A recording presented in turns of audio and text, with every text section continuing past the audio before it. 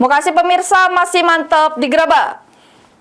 Pelaku maling besi tower provider di Tungkal Jaya Muba ditangkap polisi. Satbak Telekomunikasi Sumbaksel apresiasi kinerja Polsek Tungkal Jaya karena Sudem berhasil mengungkap pelakunya yang ini Sudem ditahan.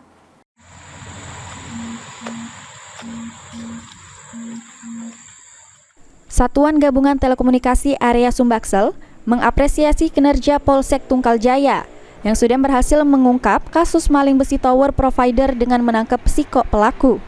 Kejadian tersebut terjadi di Jalan Raya Palembang, Jambi, tepatnya di Simpang Tungkal, Kecamatan Tungkal Jaya, Musi, Banyuasin.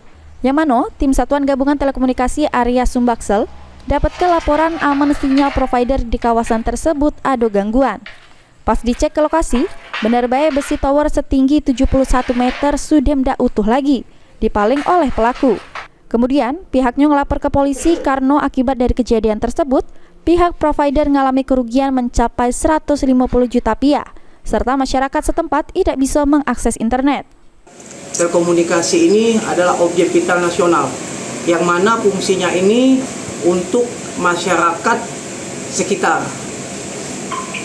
Dampak dari pencurian ini mengakibatkan jaringan telekomunikasi ini terputus, sehingga masyarakat dan instansi pemerintah, baik anak sekolah maupun pemerintah tidak bisa menggunakan layanan data komunikasi.